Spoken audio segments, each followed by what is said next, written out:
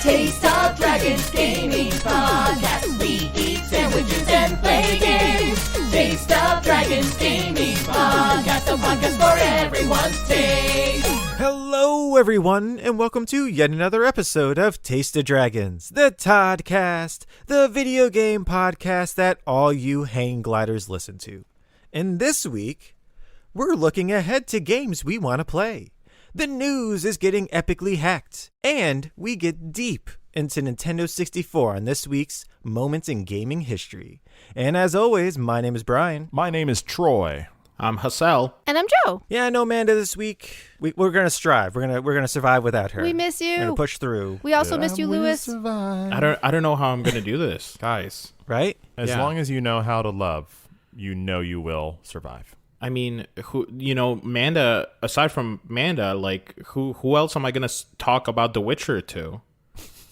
All your... The Witcher 2 or The Witcher 3? Which one? all of your extensive knowledge of The Witcher, Hassel? You know that one Witcher, the witching Witcher.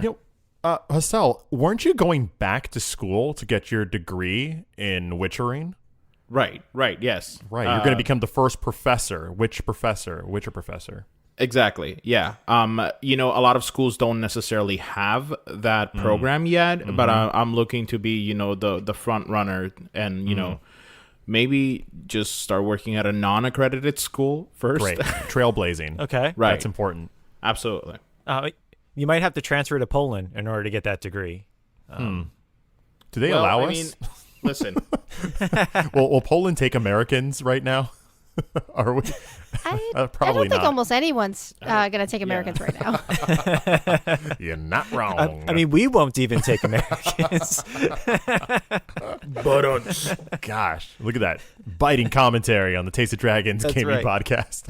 Biting political commentary. Amanda's not in this week. All gloves are off. No. She's not here to rein us in. But let's start with a question this week. Okay, I'm ready. From a listener. The listener by the name of Tariff says, what is your comfort food that you go to? Like you're having an off day. Oh, gosh. So like, do you get or make something that like cheers you up? This is still a judgment-free zone, right? I have to continue to ask. Well, I mean, amongst us is judgment-free. I feel like our listeners can judge away. Could you feel the deep sigh I made as I realized what your question was going to be? Your comfort food? That's how you know how real this question is for myself. Damn it. So what is it, Troy? My answer isn't surprising, though. It's pizza. Nice. Oh, yeah. Oh, it's so good. I remember the moment, though, when I realized that pizza was my comfort food.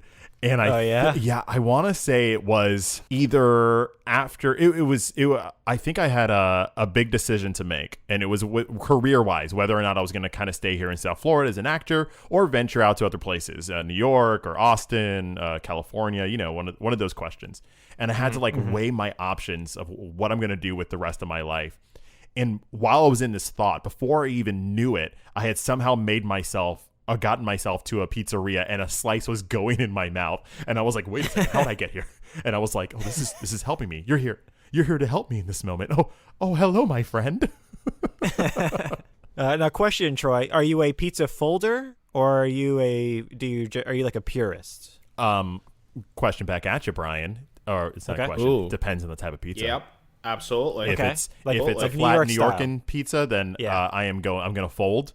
If it's more of your chain restaurant type I thing. just need to cut in real quick. It's New Yorker.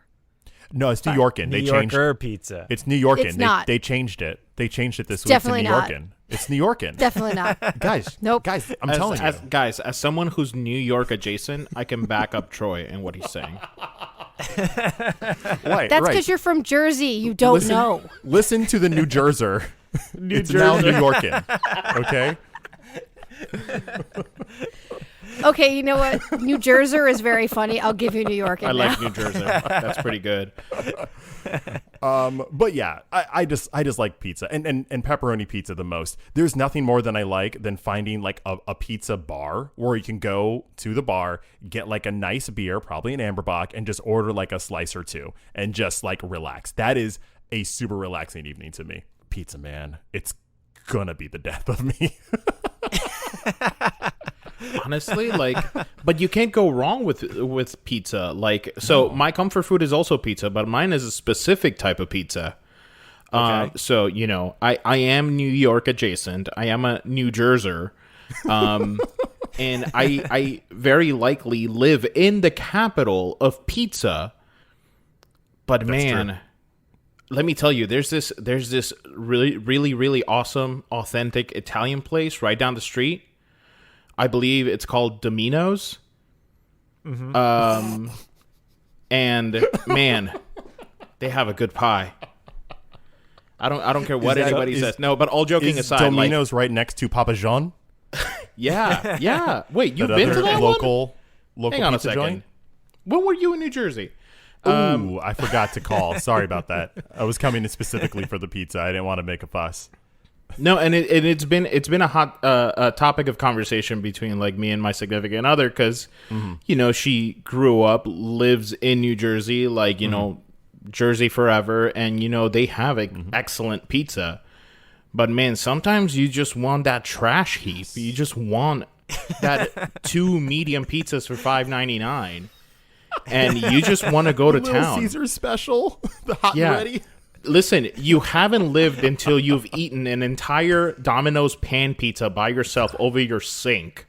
Oh, I got one better. I would be coming home from work and I would carpool. I would drop off the person. Then on the way home, I would stop at a drive-through Little Caesars, get a hot and ready pepperoni pizza. And I lived maybe 5 minutes away. I would be done with that pie by the time I made it home so I could get rid of the evidence. You're like, hot and ready, so am I. I was ready to go. Yep. I did not play around. Those days are behind me. Are they? They are. They have to be. Okay. My doctor said they have to be, and I've been very good about that. That's amazing. Joe's face, you are not approving. I think you were approving of the pizza, but not the type of pizza I'm eating. Right. That would be correct. I am one of those jerks whose mom made like fresh pizza, like the dough and everything. So she kind of like ruined pizza for me. I go have pizza somewhere else and it has to be some pizza that's like weird, or I'm like, I'm not eating that. That's not my mom's pizza. We're from New York, and we're Italian, and it was it was like a thing, you know. Mom made it, and I would help make the dough. It was really fun. I can't imagine eating plain pizza almost ever. I'm also a weirdo. I don't even like the pizza part that everybody else likes. I like pizza crust. Ooh, I love a good pizza crust.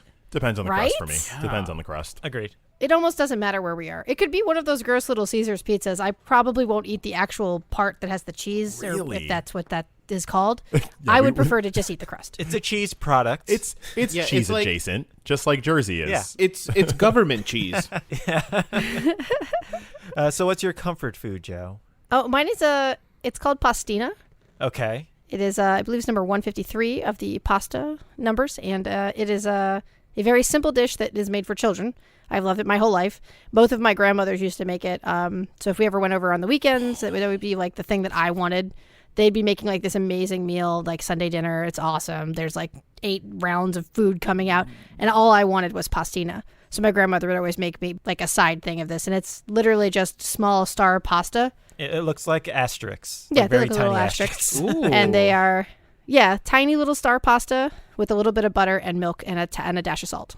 Do you think your family would notice if I like stowed away one of these times? Never. And just like showed up at the table and just acted like Nope, I've been they'd be fine with here it. my whole life? Yeah. Like I've been to every family. Yep, that'd be fine. Hey, Gran, they would what's just up, absorb Mom? you. You would be one of us. There's always a seat at the table. It doesn't matter. And you never leave unless you're like 10 pounds heavier. So, I mean, like, be prepared. This checks out. What if your family was having like a potluck and I brought some Domino's over? Domino's. They would probably make sure there was a separate table for where the potluck stuff went.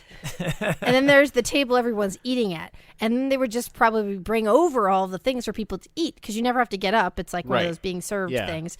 And like they may or may not forget where the potluck table was. It's a possibility. It's a It's possibility. possible. That's not wrong. Right. It's a possibility. And then for myself, my comfort food is actually, it's going to be a surprise. It's a dessert. It's anything like ice cream or frozen, like a frozen dessert. Because I don't know. It's just something about it. It's just very comforting to me because you can't like eat it very quickly, otherwise you get a brain freeze. So you gotta like take your time, or it's literally frozen and you can't eat it that quickly. Exactly.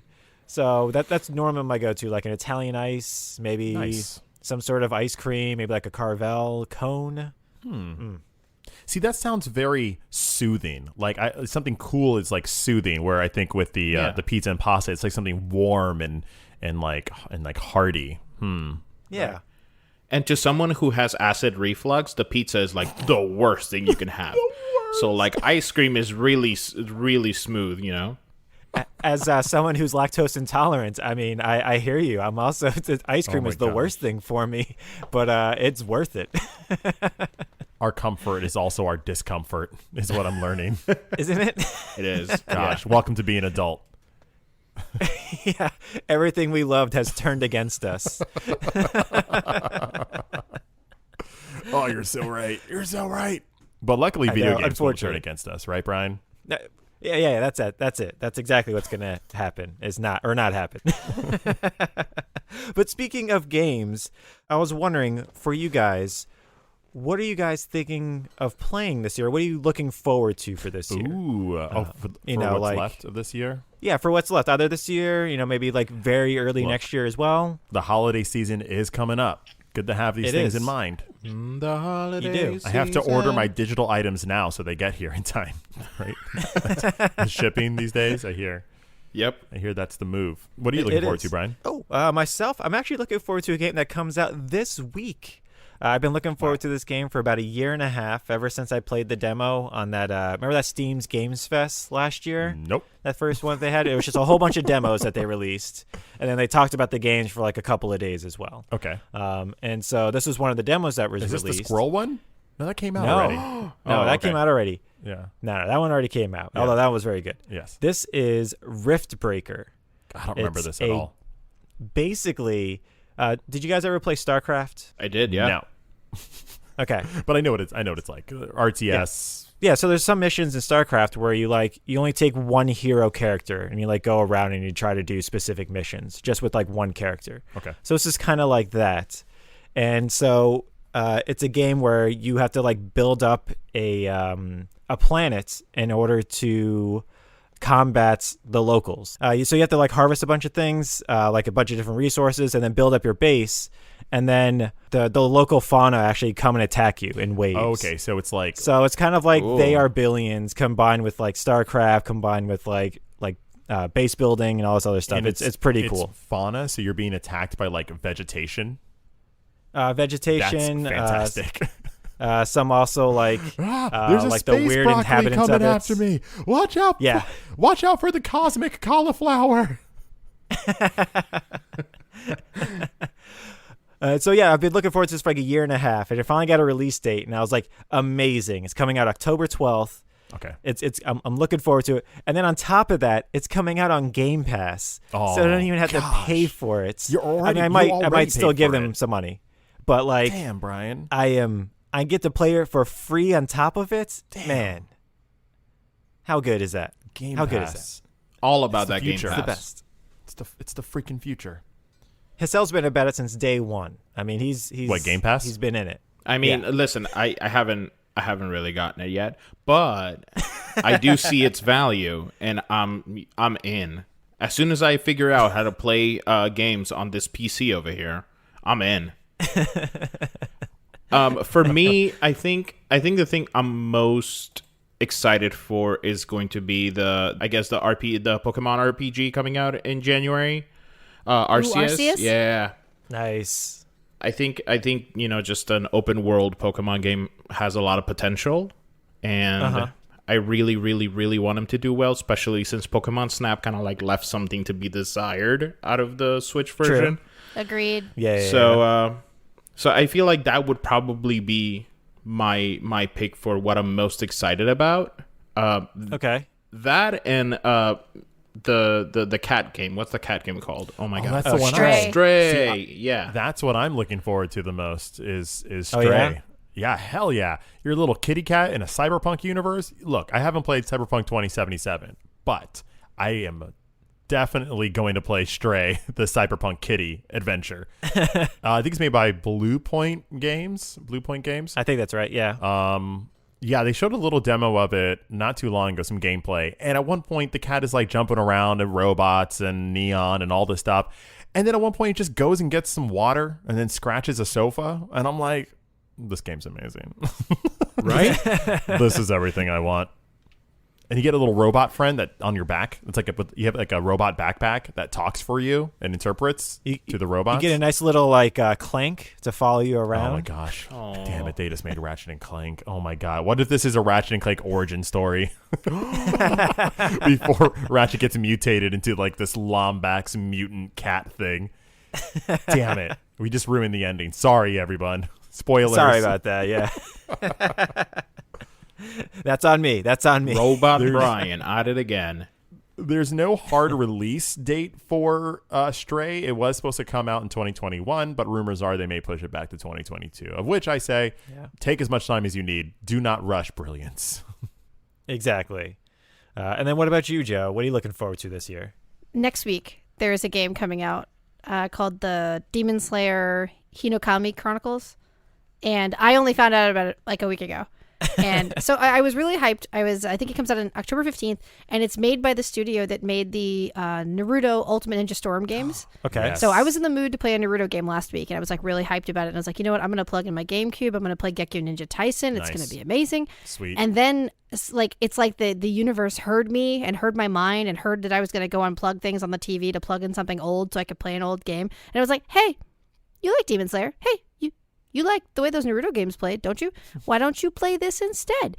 And the trailer was amazing. It looked exactly like one of those Naruto games that I've already played a million times. And instead of just playing something I already own and saving some money, I'm going to waste some money on a Demon Slayer game instead. Gosh, I should really watch that show. show. Solid plan. I hear Demon It's Slayer is pretty surprisingly awesome. good.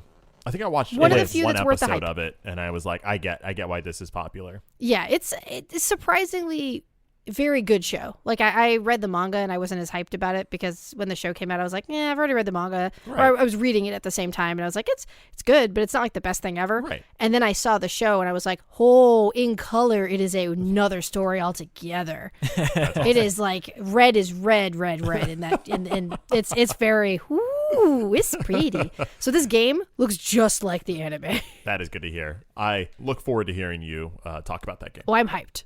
I am so hyped. It's just going to be a fighting game, and That's okay. It's like that's going to be my thing that I'm waiting for because I'm really waiting for Forza Horizon 5 as well.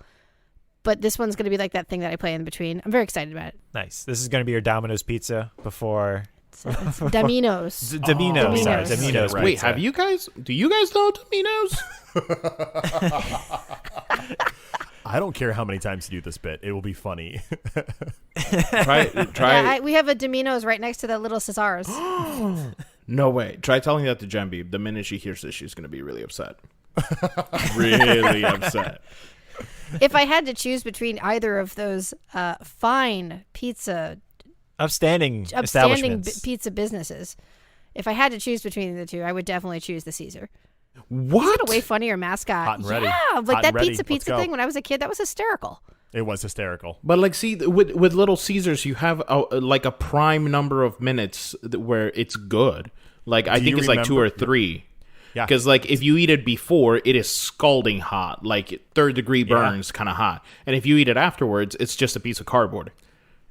I want you to flash back This to is that all story good information. of me driving home and eating it before I got home, and it's because of that. It's just about like There is a 3-minute drive, window. right? It was like a 3 to 5 minute drive. There's a window where it's edible, and you have to get in that window. Otherwise, It's you're good to know done. these things. I don't know anything about this, but I do believe you. The sad part is you learn that through experience. Oh yeah. Oh, You do. You're if you get it after that window, you're like, oh yeah, this is why it's $5. What have I done? I realize this now. I realize this. But then you're like, it's just $5. I'll try next time. Yeah, exactly. It becomes its own game Yeah. with your arteries. Anyway, Well, more off a pizza. thank you so much there, Tariff, for your question. If you have a question for us that you would like answered, or would you like, us to mingle about to begin with, yeah, on the Discord. come on out in the Discord and ask us. And you too might be featured on this very podcast. That is true, Brian. Actually, if you guys want to, check out our Discord. Give us a like, hit us a follow, and, have some fun with us. We do talk daily, every single day, pretty much. Yeah. So please, pop on into Discord. Have some fun with us. That's right. And now moving on to the news this week. So this week, the International has actually already started. If you don't know what it is, it's Dota 2's biggest tournament of the year. You can win millions upon millions of dollars if you win the tournament. Win those things? Like me, a person? Yeah, you absolutely could. Play Dota? You could actually form a team, and if your team's good enough, you could make it all the way to the International. Whoa. It's not like just... You have me. What do I need to do? Where do I sign up? Well, you can sign up for next year's International because this one's already started. But unfortunately, this year's International, they had actually sold tickets for it because they were looking to actually do it in person.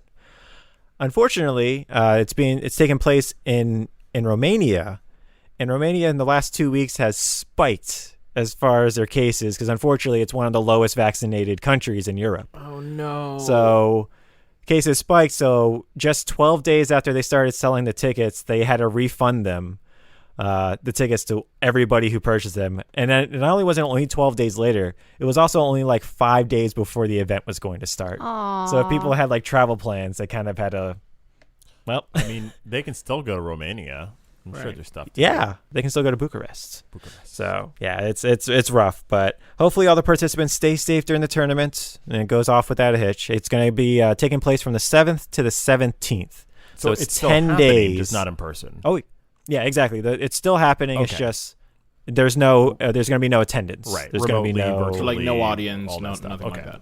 Exactly, yeah. I'm sure they're still going to be cut into like virtual audiences, kind of like how they do with like wrestling and stuff like that. Or they did with wrestling, I should say. They're going to COVID it up. But yeah. It's a verb now. Yeah. That's how it's going to be. It's unfortunate, but they've got to try and keep things a little safer if they can. So. Of course. Yep. Of course. And then on to Epic, where the Epic Games Store has announced that it's finally getting achievements added to the storefront. That's right. 3 years after it has launched, it's finally getting game achievements. Are they calling it? They just saw Nintendo giving everybody Bluetooth. You know what? This is a year earlier than Nintendo would have given anybody anything, so we're good. This is a good thing. Are they calling it achievements? Because I know Xbox calls them achievements. PlayStation calls them trophies. What are they calling it?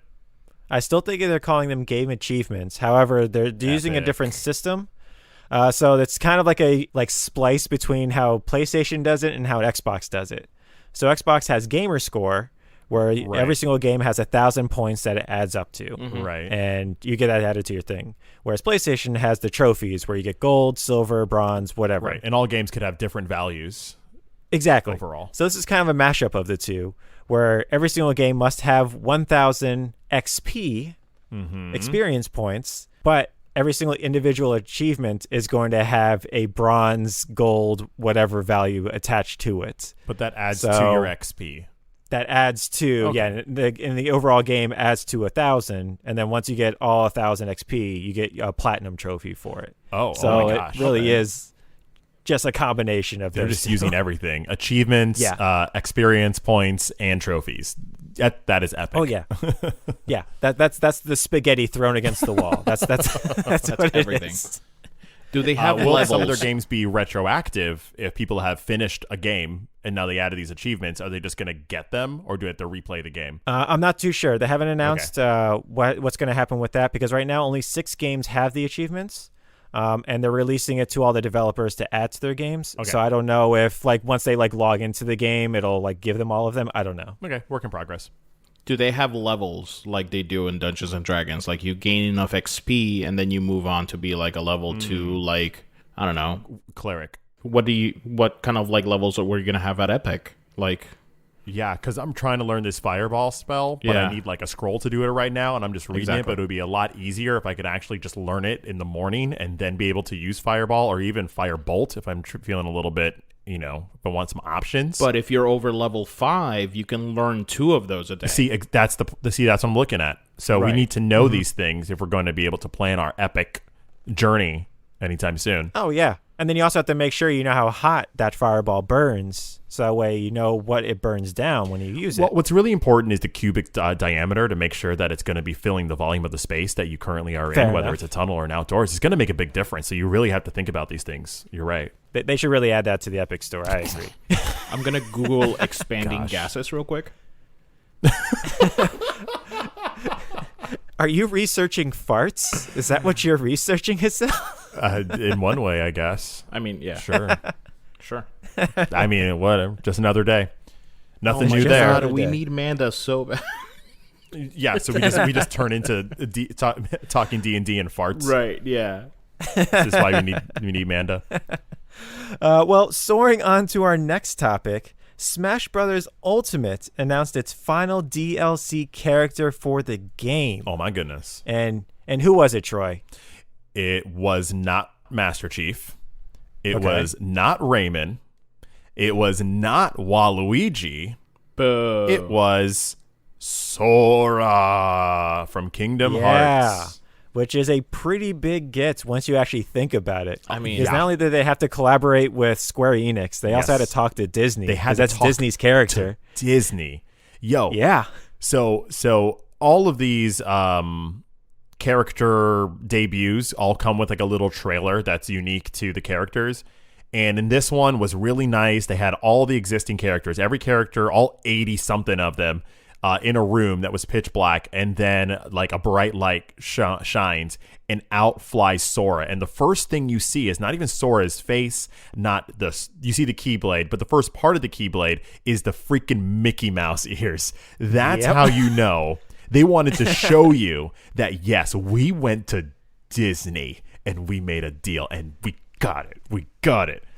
And I'm pretty sure even in that deal, they're like, yeah, but the first thing they have to see is the mouse. And this is how it works. Yeah, you can't add Donald, Goofy, Mickey Mouse. You can't add any of our characters. No. But you can use it. You can use a symbol of Mickey Mouse's ears, and that's it. And you will give us all of your money and your firstborn. Well, so that was kind of my first question regarding this, because the whole thing about Smash is that you have all these different levels that encompasses like all of like the video game lore behind these characters that are in the game, right? Right. So does this mean that we're going to get a Kingdom Hearts level? And if we do so, like how Disney is this going to be? It's not going to be Disney at all. Nope, it's not. So the level is... Are there going to be any of the spirit things for this? Because it would be cool to have any of the side characters be spirit things you could unlock. So they do have 8 of the spirits, or 8 of the characters are going to be spirits in this, and it is all the Organization 9 people that end up joining him. Kingdom Hearts is a combination of like high fantasy RPG stuff and Disney, and they're just leaning into the original high fantasy stuff. They're not leaning into the Disney thing at all. The only thing that's Disney that I saw is the little keychain that he has. So, like, there's no Mickey Mouse trophy assist? Nope. Which I would love.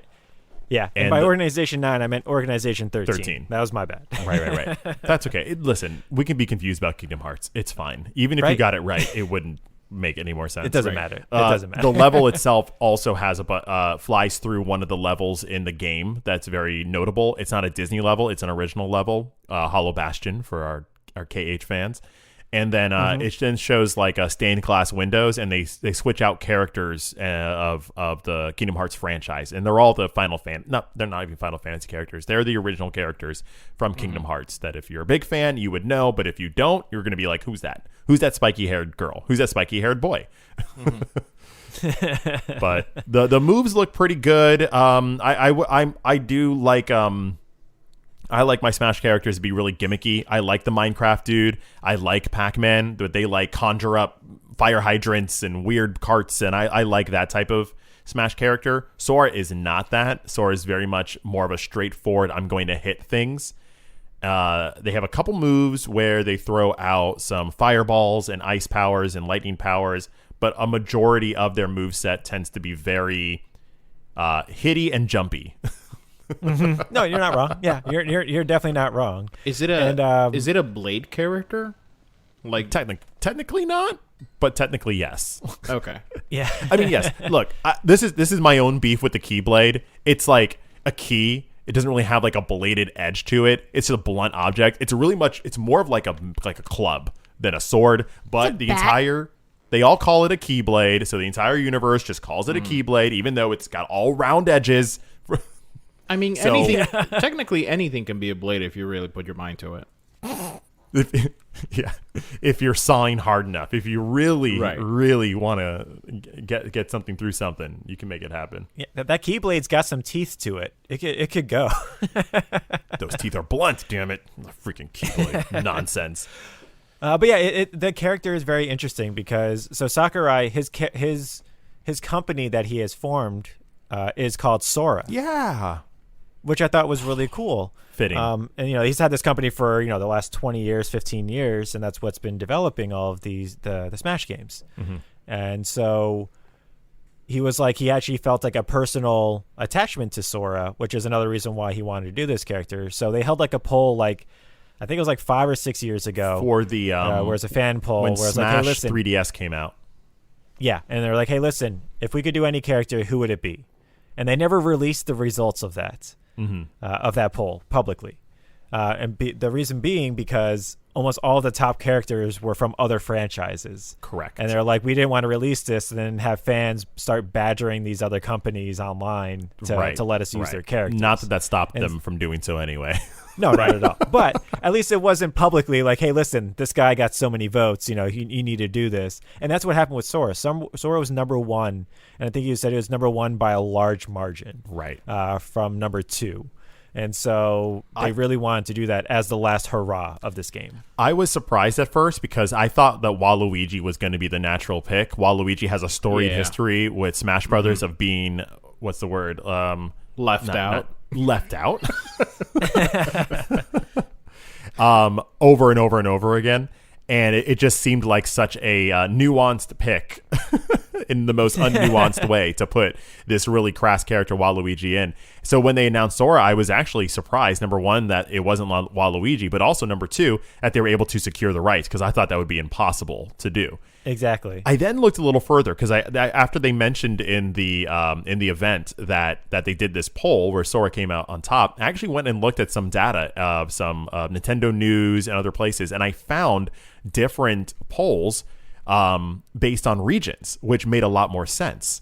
I thought Waluigi was like hands down the number 1 pick that people would want, but that's because I live in America. Waluigi isn't even on the list from Japan or the list from Europe because they don't want a big, loudmouth, obnoxious character. I don't know why we Americans tend to relate to that. But you're right. Sora was number 1 in Europe. It was number 1 in the US as well. And it was number 2 in Japan. And the only one that beat Sora in Japan was Lloyd, one of the characters from Tales of Symphonia, which is super popular over there. Super popular. Lloyd's amazing. So it really is. He listened to the fans and gave the fan base what they wanted, which was Sora. And I couldn't be more proud of how this series is going to be wrapping up for the guy, for the fans, for everyone. It's been a magical journey. Yeah, and there's a couple of people who are like, "Oh man, it should have been Waluigi because he's been the one that's been most talked about." And he's a first party character. And I do agree with that. However, there is a difference between people talking about or people wanting this and people memeing it. Right. Waluigi's kind of the joke.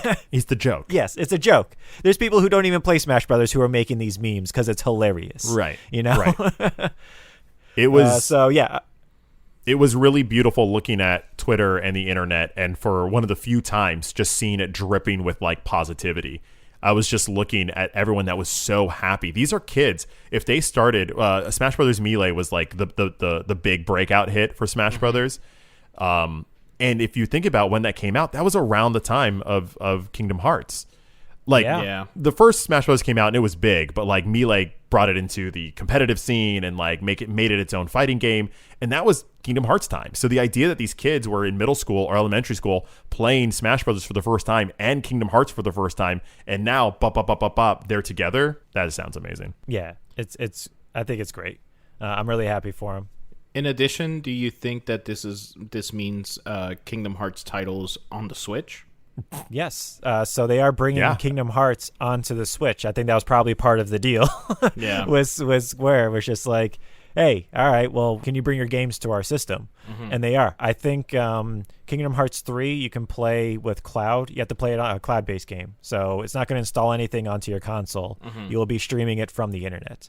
I don't know if that's the same with the other 2 games that they're releasing, but I do know with Kingdom Hearts 3 specifically that is going to be cloud-based streaming. But it's cool. You can play them all on the Switch now. So now all of Kingdom Hearts is on the Switch. It's just great. I'm really happy for Sakurai specifically because now he can maybe take a vacation.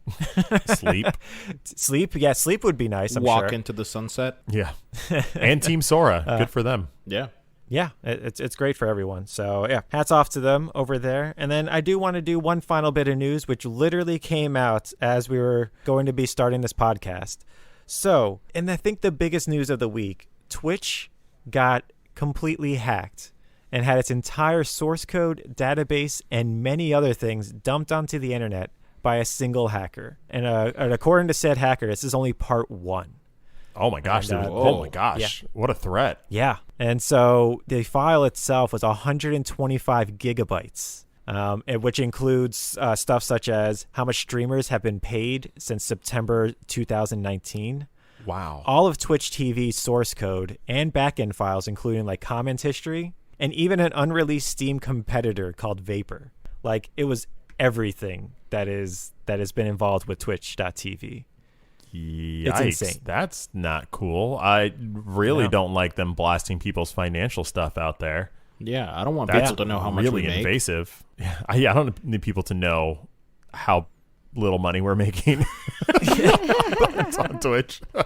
Yeah, it's actually interesting though because it doesn't include like contracts, at least as far as I know. This doesn't include contracts and how much they're paid by Twitch themselves. But this does include bits that they've gotten the as payouts. well as subscriptions.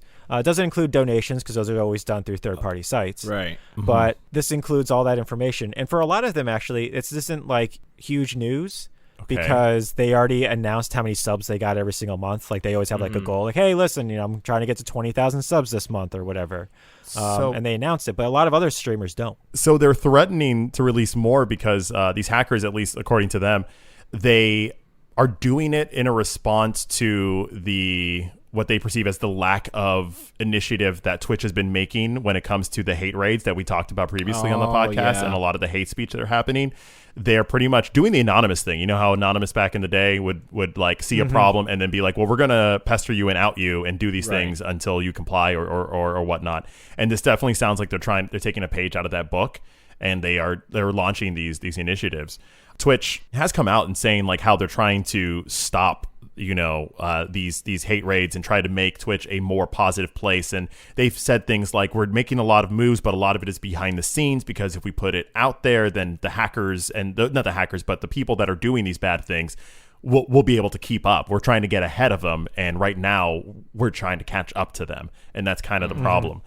But that being said, I don't approve of their methods to hack and like put people's personal stuff out there. That sounds like you're also hurting the people that these other people are hurting in a way. Right. Yeah. So, but like, do I want more accountability with Twitch and Amazon? Yes. I don't know. I don't know where this goes. Sounds like a slippery slope that they're playing with. I agree. I think they said they put out all the source code in order to kind of like level the playing field, because if everybody sees their source code, which every single Google, every single small streaming site is going to be looking at this source code because it's going to be Twitch's actual. But that's what copywritten, though, isn't it? Source can be copywritten. Oh, so it is copywritten, but you can still write code like it. Right. Okay. You can still be like, oh, this is why they're doing this because they all have comments and everything. Oh, they're doing it this way because of this way. Okay, we can do that as well, but we'll put our own spin on it. Gosh. Yeah, This it's would one make of for those a things. very boring TV movie, but I would probably watch it. Yeah, it's one of those things where like this group of hackers are thinking they're probably doing the right thing. But in reality, it might potentially like topple down an entire system of financial accountability for a lot of people. Yeah. People dangerous. who are professional streamers, and don't get me wrong, some of them are, not very nice, but still that doesn't mean that like you get to mess up their daily income or where they get their money from. No, absolutely. This is definitely going to cause them having to do some payouts financially with their streamers because as I'm sure their contracts do state that they can't release those types of records. So I'm sure there's going to be some sort of financial fallout from this as well. Mm-hmm. Wow. But yeah, it's crazy what was released. And yeah, we're only going to see the fallout as it goes on. And there's a sequel coming up, so I don't know. Yep. Sequels are sometimes hit or miss. Mm-hmm. It's true. You're not wrong, sir. But I think that will do it for the news this week. And then on our final segment, we have Moments in Gaming History. And this week it's going to be brought to us by Troy. You all, I'm so excited. This past week, September 29th, was the Nintendo 64's 25th anniversary. Get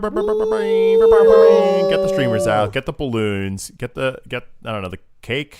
I don't know, anniversary cake. Yeah, definitely cake. Can you get like a wedding tiered cake? When you said get the streamers out, I immediately thought like streamers, like Twitch streamers, and I'm like, why are you picking them out, Troy? Yeah. I know how much they how are you holding them in your pockets that you're just taking them out and you're like, I'm throwing streamers everywhere. So I was hoping we could do a little celebratory hurrah for the N64, a console that is 25 let me say it again, 25 years young in North America as of last week.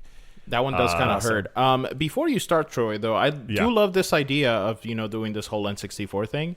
So why don't we play a little N64 trivia? What I'm going to do is I'm going to split this up. I'm gonna ask you a question that I've formatted myself because the rest of the N64 trivia was way too easy. Okay. What letter does the N64 start with? That's exactly what it was. Yeah. How many numbers are before 64? And you're like, what? Wait, before? So like as we go through this segment, I'll pop in and I'll give you little random bits of trivia.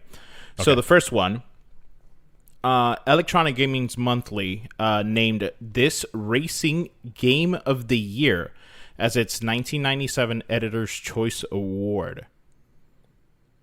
It beat out Motor Racer and NASCAR 98. Pilot Wings? Is that a racing game? I think Joe knows what it is. F-Zero X Racing. Nope.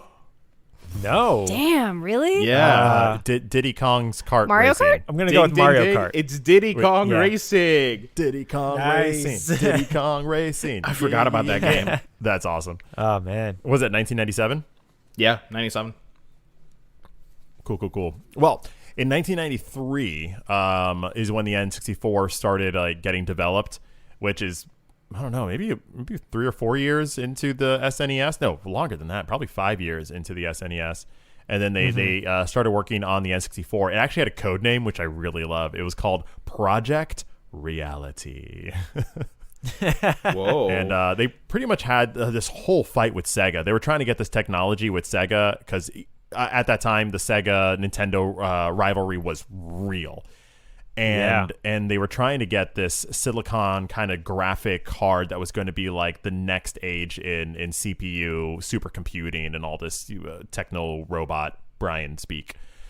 And they kind of went back and forth with Sega for a bit until finally Nintendo dropped down a really sweet offer. Pretty much Sega, they were both like, hey, give us your chip. And he was like, I don't know. And Nintendo was like, hey, if you give us your chip, we'll allow you to use that chip anywhere else. Just give it to us first.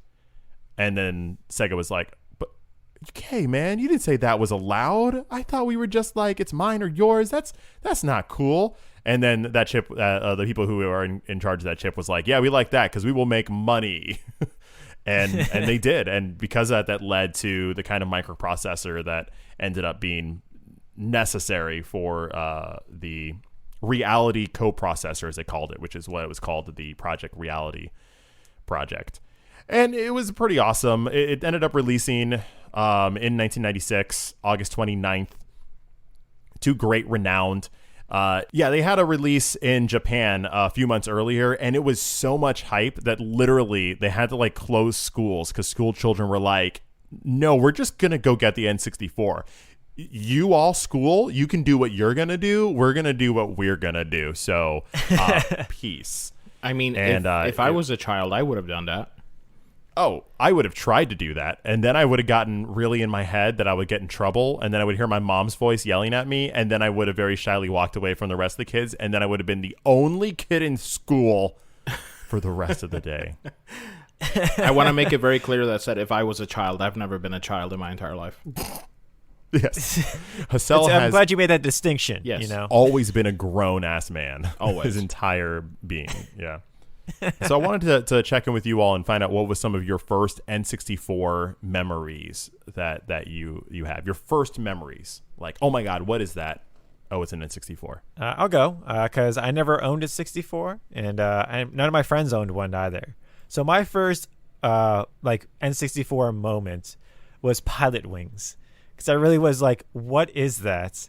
And I remember playing it in the arcade going, okay, I can't imagine this being on a console. And what do you know? It comes out on the N64.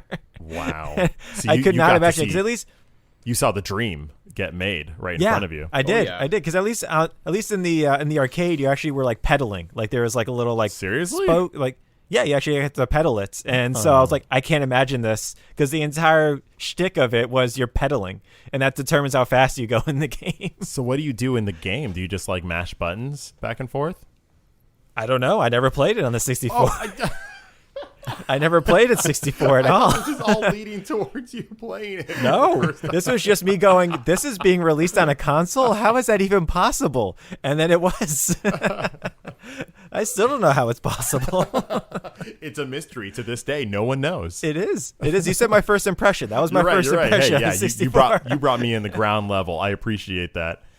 You're welcome. I think my first memories about the N64 was getting it a Christmas with my brother. Like, Nice. so we got that from our parents. My parents were absolutely amazing. They essentially just gave us every console that we ever asked for, and I'm pretty sure my dad has held on to every single one. So if I go back home, I'm pretty sure the N64 is still there. But they gave it to us with 3 games. GoldenEye, which is something I had specifically asked for. The second game was WCW NWO Revenge. Classic. Which is amazing to this day. I don't know, and I wasn't even into wrestling. I don't think I've ever been into wrestling, but it was just a great game nonetheless. And then the last game, if I'm not mistaken, was either Harvest Moon. Yeah, no, it was Harvest Moon, because I remember playing Harvest Moon 64. Nice. You have that's the perfect 3 games to get, I think. Yeah. I'm telling you. That is such a great video you didn't game own starter any pack. other games after that, I'm assuming. Because you had the perfect 3. I think I owned a couple of them afterwards.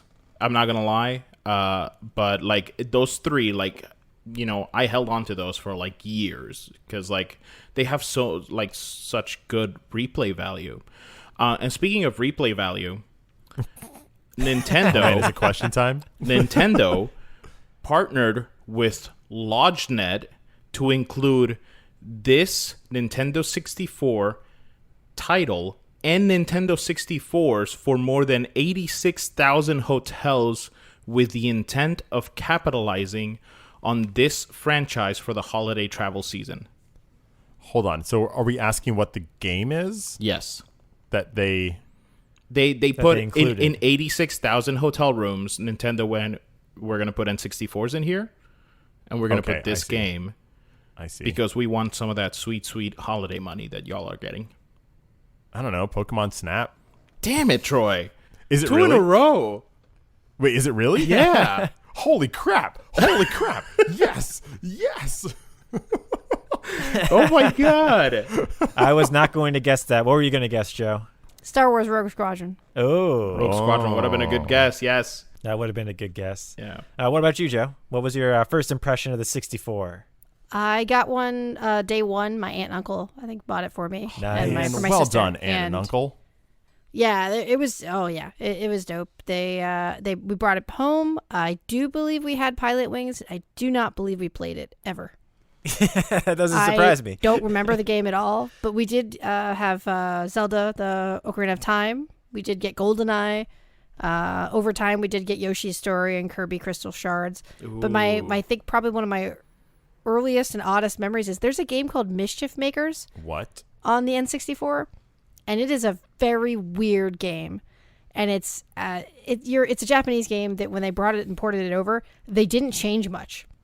Huh. So you played as a character that you would pick up these cute little things, like you were almost like a little mech person, and you would pick up these adorable little, like, I'm just going to call them circles or lanterns, and you would shake them. And as you shook them, they would change into different things that you could use in the level to, like, unlock things or shoot at things.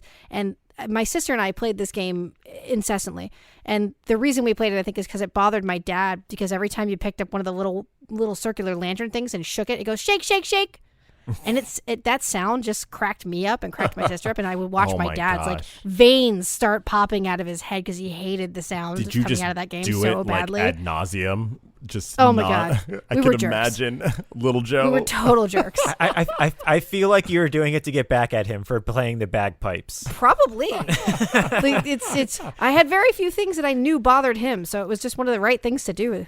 So my sister and I, we played it a lot. And in the course of my life, I think I had 4 N64s, and I loved them. That's awesome. What about you, Troy? I think it's like a mall or something. I didn't have an N64 either. I also had to I went over to my friend's house to play all the time. But I remember being in a mall, my mom's shopping, and she shops forever. She shops for so long, and she like barely buys anything. It's remarkable. And then it was just like sitting there, and I jumped on. I didn't really know what it was, and it was Star Fox 64. And I just played through the first level of Star Fox, and I was just like, "This is fun! Look at me go here and there, and I'm flying everywhere." And it was a cool experience. It was 3D, what we called 3D at the time, in 3 dimensions. And it didn't leave that big of an impression on me. I do remember it just being kind of cool and fun. But I really didn't feel anything until my friend got one at his house, and then I would come over and be like, "Oh, this is what it's about. Oh, this is the Mario. Oh, this is the Zelda. Oh, this is the WrestleMania and WCW Revenge and all that stuff." So that was my first taste at the N64. Nice. But talking about Hassel, WCW versus NWO Revenge is also one of my favorite N64 titles. Oh, yeah. And it's the one that I played ad nauseum with my childhood friend that I mentioned. I would go over sleepovers. We would observe holidays or whatever it may be. And we would just spend so much time playing those games and the ones that came after it. There's Revenge, I think World Tour, WrestleMania. Yeah. And we would create our own characters. We would have our own factions with original songs, original color schemes, and we would actually like play out our own wrestling like fantasies. We were both really into wrestling at the time, so we were watching it and living it and becoming it in video game form. And it was the best. It was the best. He always kicked my ass.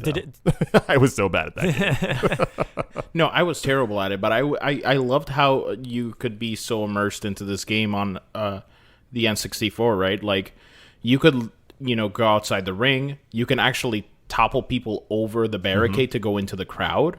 Mm-hmm. And like it was one of the first games where I saw that, and I was just like, man, there are no boundaries here. Right. You know who also saw no boundaries? What? When Nintendo quiz. Oh gosh. When Nintendo first unveiled the Game Boy Advance to US game developers on April 10th, 2000, one of the available demonstrations was a tech demo derived from this N64 original. Animal Crossing? No. Ooh. Really? That's a good choice. They did it with WarioWare. They did it with Animal Crossing. They did it with Pokemon. I'm trying to remember all the games I had that had the Game Boy Advance attachment to them. Yeah. I didn't have an N64 or a Game Boy Advance, so I am woefully unprepared for this question. Was it Sonic Spinball? It's a Sega game. It was not Sonic Spinball. Okay, that was worth a shot. Yeah. I don't know. Troy, was it Grand Theft Auto? It was not Grand Theft Auto. It was Yoshi's Story. We were looking for Yoshi's Story. Yoshi's Story. I feel like I wish I had an entire audience to just go, Yoshi's Story. Wah, wah. I'm surprised I didn't remember that. I don't think I ever plugged my Game Boy Advance into Yoshi's Story, which I'm really surprised I never did. Well, no, That so is one of my favorite games. I think that just might be on me for reading the question like, an idiot like I normally do. No, they're saying that when the Game Boy Advance was shown to game developers in the US, one of the first tech demos they showed them was an N64 game running on it. That makes sense. Gotcha. Oh, that probably looked awesome on the Game Boy Advance. Oh, yeah. Hell yeah. Except for the whole lighting issue. So if you played it outside, it would have looked terrible. But they corrected it like 8 years later. It's okay. Joe, Brian, would you say that Yoshi's Story was one of your favorite games on the N64, or do you have one that you liked better? Oh, it's one of my favorites. I have a long list of favorites. Though Yoshi's Story is one of those games I probably played forever, and I would go to school excited to talk about the Super Happy Tree and how like all the Yoshis were like one big giant happy family, and they were just trying to make the world a better place. I loved Yoshi's Story. It was a great game. I've only ever played one game on the N64. What? And that was when I was in college. This was in 2002. Yes. So many years afterwards. Many years. And so one of the other people in the dorms just down the hall was like, "Hey, you guys want to come over? We're playing GoldenEye." Oh, yes. And I was like, classic. Sure. I've never played GoldenEye before. Let's do it. And I went over there and I was like, "Oh my God, this is so unwieldy. I don't even know how anybody plays this." Because you were coming into this years later. This was years later. Like in the late 90s when you played GoldenEye and there wasn't any other type of shooting game, it was amazing the way you controlled. It was not weird. It wasn't clunky. But I can only imagine in 2002 getting a hold of that and being like, why are people... You can't even move the camera around. What are people talking about? Brian, it's not working out. I don't think this is going to work anymore. This is how their marriage ended. You what? Did you just besmirch GoldenEye? I'm just saying, it was not. Looking back, it's not the greatest control scheme. I'm just saying. Whoa, Listen. there! What is happening here? I don't even know you anymore. I played GoldenEye maybe 4 years ago in the basement in Connecticut while very inebriated. So I can tell you firsthand that game is doing just fine. Thank you very much. Its controls could not be better. I mean, I wouldn't be able to tell you differently, but I feel like it was great. I know I had a good time. I love the picture you painted for us. It's just drunk Troy in a basement in Connecticut, probably knee deep in Connecticut pizza. Yes. And Connecticut pizza, Connecticut whiskey. Yeah. But to be honest, that party was amazing, and we were all pretty gone. And the moment that someone just yelled out, "I found an N64," the place went wild. We all lost we just ran downstairs, freaking Mario Tennis, Mario Kart, and GoldenEye for the rest of the night. I fell asleep in that on that chair, in that sofa chair. I woke up with a controller in my hand and drooled down my mouth. Fantastic. Brian unlocked a memory for me because when you said that you got to see someone playing GoldenEye like in college, so I started going to college in 2005, and one of the first things I remember going to FIU down in Miami is they used to have the Graham Center used to have like a big TV where they would show like soccer games and stuff like that in the back.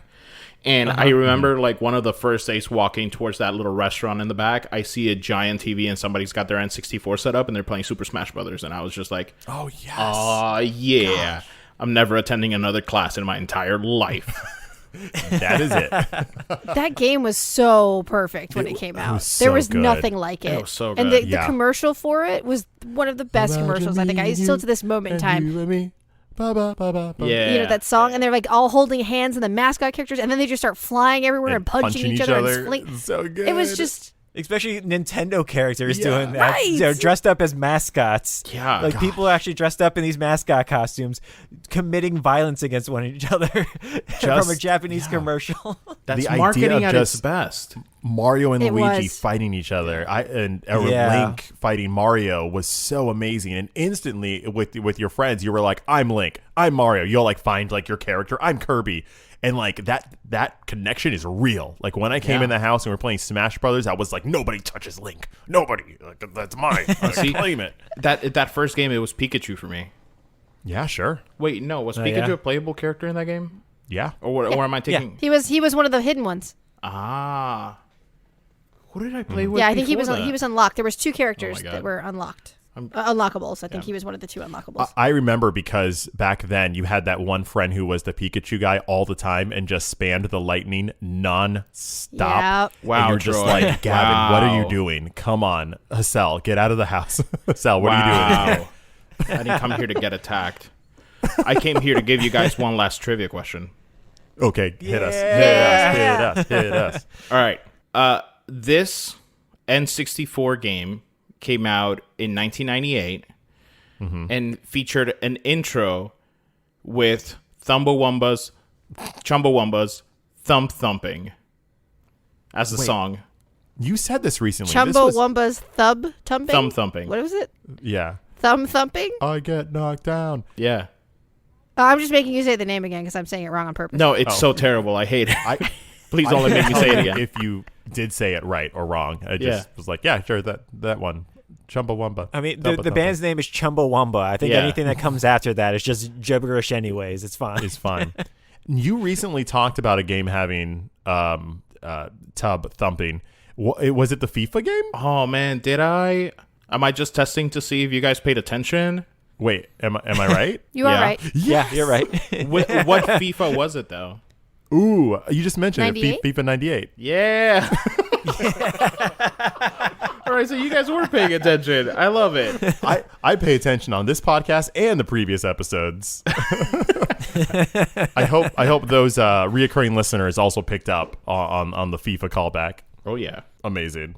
Hassel, thank you so much for these facts and quizzes and special questions on N64. Thank you, Joe and Brian and Hassel for heading down N64 memory lane with me. Totally changed the face of gaming as we know it, introduced such amazing franchises like Smash Brothers, and introduced the Mario 64, which defined what a 3D platformer can be. And Ocarina of Time, who really paved the way for open world games, like so many just amazing games that could have an entire episode dedicated to it, came out on the N64. And also it had an expansion pack for more memory. Yep. Because Star Wars Squadron would not have run without it. Yeah. Star Wars Squadron was amazing with it. And the Rumble Pack? Yeah. And Star Wars Squadron included that pack with it because it would not run without it. So they came up with the expandable memory as a solution to developing a game. And you know what? I'm also one of those people. I loved that controller. I am not a hater. I am really looking forward to the Batarang controller coming out again for the Switch. There are games that can only be played with it. It's one of a kind. When they talked about the N64 Online coming out for the Switch, I looked at those games. And I'm like, I don't want to play that on a regular controller. I don't think it works. Yeah. I don't think my hands are going to configure on it. Some games work fine, but I need a flimsy joystick to play it with. I need to get a huge blister on my thumb. Yeah, after like 5 minutes. Ooh, I don't miss that. Yeah, good call on that. That's not actually a good thing. No. You know what, though? I felt the same way when they were putting Smash Brothers out for the Switch. I was like, well, I'm going to need a way to put a GameCube controller in this because there's no way I'm playing this on this Joy-Con thing. This is not for me. So I feel the same exact way about the N64 controllers. I can't play Star Fox 64 with a normal controller. Right? That's just too weird. Or even GoldenEye, I think. Oh, yeah. Just needs to be played with that configuration. Yeah. I mean, according to Brian, it just doesn't need to be played at all. Yeah. All right, Brian. I mean, hey, sorry. Listen. I'm just saying, 2002 me was pretty judgmental. Well, 2021. 2002 you sounds like they're going to be alone soon. No friends to play GoldenEye with. 2021 Troy is judging you harshly for that right here and right now. Right. Understandably. Listen, maybe you'll get an invite to our four player GoldenEye game or not. I don't know, man. You let me know. How your day's going. Don't invite him. He's going to win. I know he is. He's going to be the guy who's like, oh, I hate the controls, and then just smokes us immediately. Like, damn it, not again, Brian. Gosh. I mean, I'd be doing better if I had a real controller, but this is fine. Oh, my. The look, Joe. Gosh, man, you're just bringing me back to middle school right now. All right, thanks so much. I needed that. I needed a little bit of that. Oh, yeah. Of that middle school heat to really make me feel like we went down memory lane. Thank you all for doing so. And once again, hats off to the N64, the Nintendo 64 that turned 25 years old this last week. Bop-a-doo. Woo! Bop-a-doo. You can rent a car now. Yeah. They sure can. Well, thank you so much, Troy, for bringing us down that memory lane in moments in gaming history. Unfortunately, though, that brings us to the end of this week's episode, but you can always find us online. To continue the conversation, you can always follow us online. Check us out on Twitter for indie game updates, on Instagram for updates and silly images, on Discord for daily discussions, and on Twitch for live gaming and just chatting throughout the week. We are at Taste of Dragons everywhere, and we'd love to hear from you.